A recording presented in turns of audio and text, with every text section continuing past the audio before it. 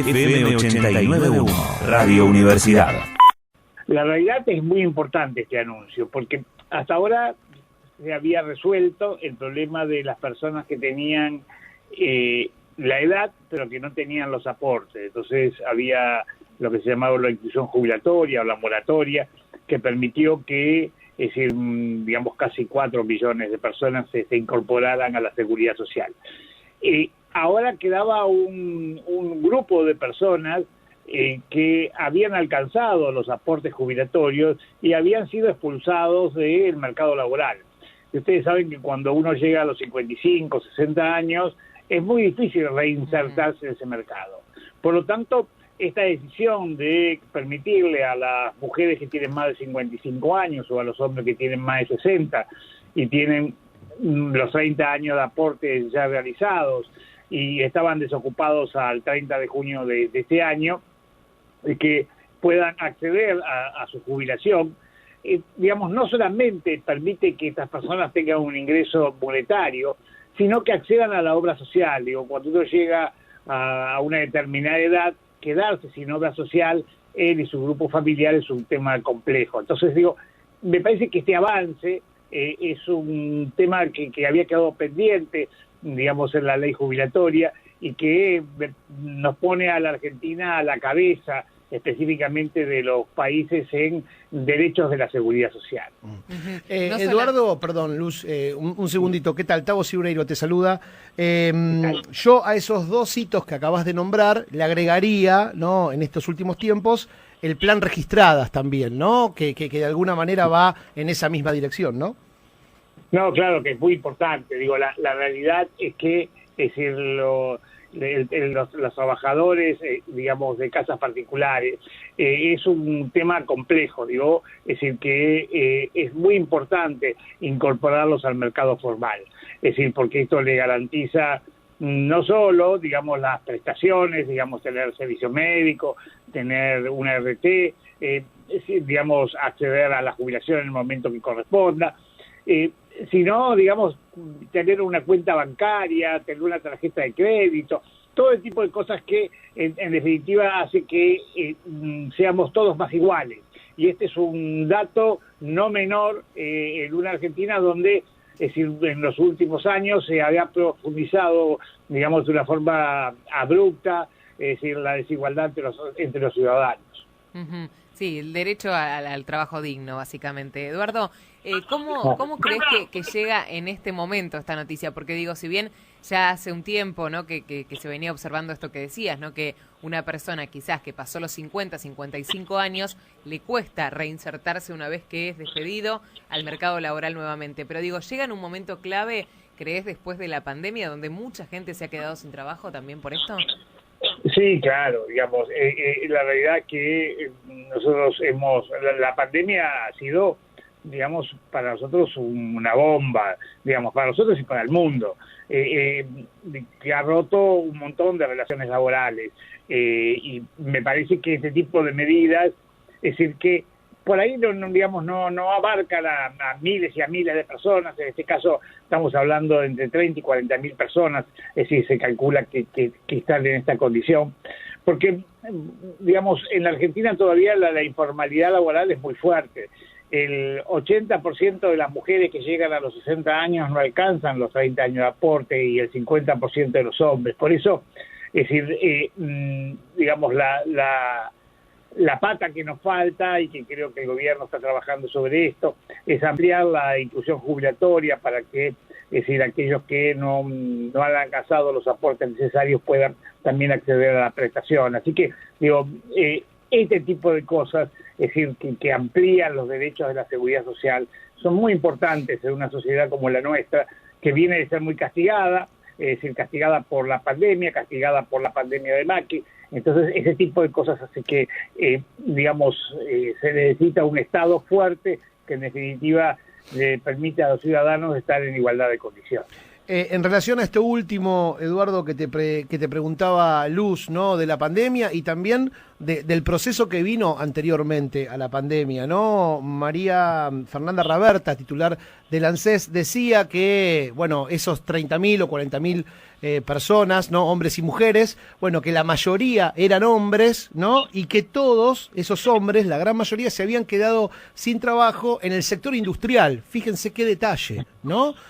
Ahí hay un síntoma de lo que evidentemente pasó antes de la pandemia y que, por supuesto, después también la pandemia lamentablemente profundizó, ¿no? Sí, digamos, entonces digo, la realidad es que a pesar de que digamos que el Estado en estos últimos años ha hecho un esfuerzo muy importante porque, es decir, pagando sueldos para que las empresas no despidieran gente, es decir, cuando alguien tiene que empezar a despedir, terminan, digamos, sacándose a las personas más caras o las más grandes. Entonces, digo, frente a este tipo de cosas son los más castigados. A esta ampliación de derechos hay que sumarle, es decir, la posibilidad de jubilarse por las tareas de cuidado. Esto que también se ha anunciado hace un tiempito, es decir, que le permite a las mamás, es decir, en función de la cantidad de hijos que han tenido, es decir, reconocerlos como años de aporte. Esto también es muy importante porque, es decir, la realidad es que en la Argentina que marchamos hacia, digamos, con condiciones de igualdad, marchamos, no estamos, todavía nos falta un montón.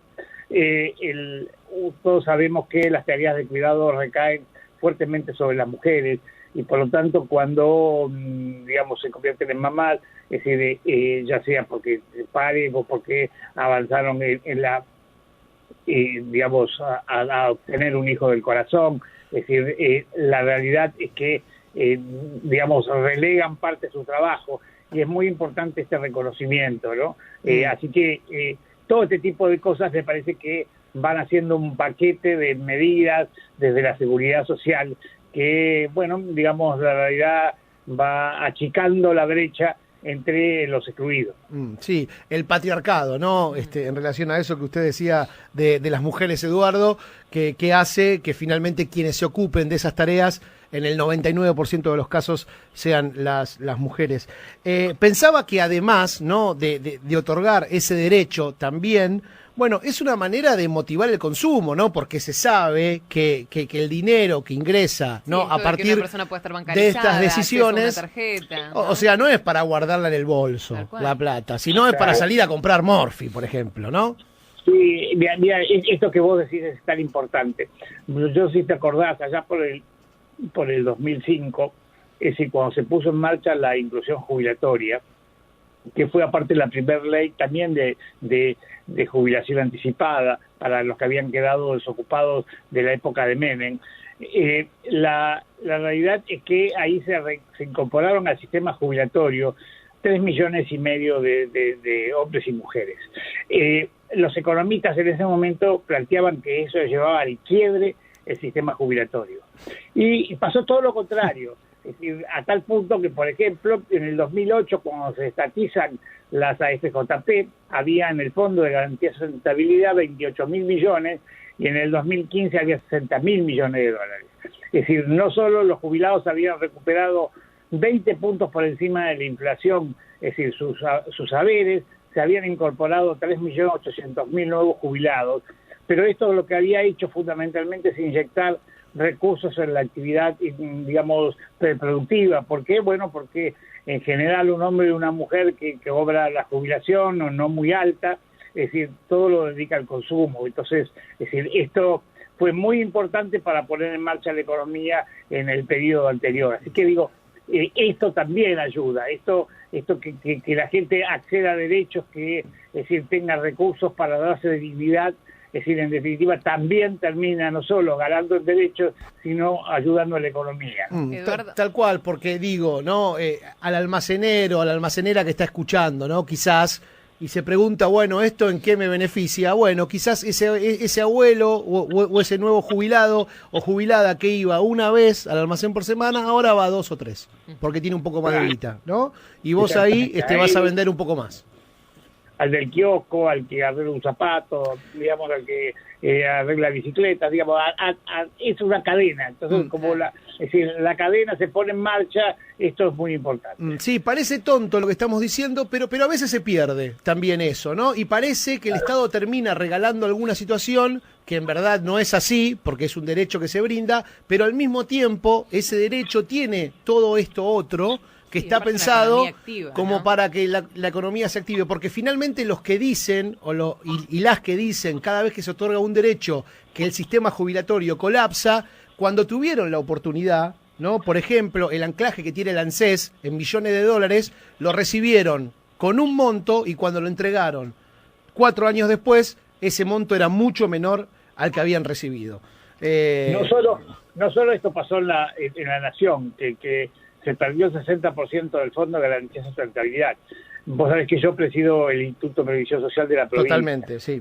Ahí había un fondo de 17.000 millones, es decir, que en la gestión de Vidal lo vendieron todo, quedó en cero. Así que digo, una caja como el IPS que venía con 25 años de superávit, es decir, la chocaron y terminó en déficit, no solo, digamos, en déficit económico, porque está hoy en desequilibrio, sino específicamente vendieron todos sus recursos, porque bueno, por un problema de muy mala administración. La última, Edu, y perdón, Luz, ya te dije 20 veces que preguntes vos, pero esto último, me llama la atención. En 4 años, ¿no? Se entregó en déficit, ¿no? Después de 25 años de superávit. En 4 años la chocaron. ¿Cuánto pensás vos, Eduardo, que necesita la provincia para recuperar esos niveles históricos que supo tener, ¿no? ¿Cuánto tiempo? ¿Cuántos años? Y estamos trabajando. Vos sabés que es mucho más fácil chocar. Exacto, por eso te pregunto, sí. La realidad es que estamos trabajando y pretendemos que cuando complete la gestión Axel Kicillof, es decir, la caja esté saneada. Bien, Eduardo, lo último, y para que aquellas personas que pueden obtener este beneficio de la jubilación anticipada sepan cómo accionar y cómo hacerlo. ¿Qué pasa con estos varones de entre 60 y 64 años, con estas mujeres de entre 55 y 59 que quieren garantizar esta cobertura social, que forman parte de este beneficio y que pueden obtener la jubilación anticipada? ¿Cómo tienen que hacerlo? Bueno, a partir del 1 de octubre piden turno en el ANSES y inician el trámite. Así de simple. Y recordemos los requisitos, o sea, esta franja etaria que decíamos recién, y además 30 años de aporte. 30 años de aporte, sí, tienen que llevar su certificado de servicio o a veces, en muchos casos, ya esa información está en el ANSES, pero si no estuviera, llevar el certificado de servicio que tienen de la empresa donde trabajaron. Bien, excelente. Gracias, Eduardo. Bueno, les mando un abrazo. Desde la Universidad Nacional de La Matanza, Radio Universidad FM 89.1. Siempre cerca.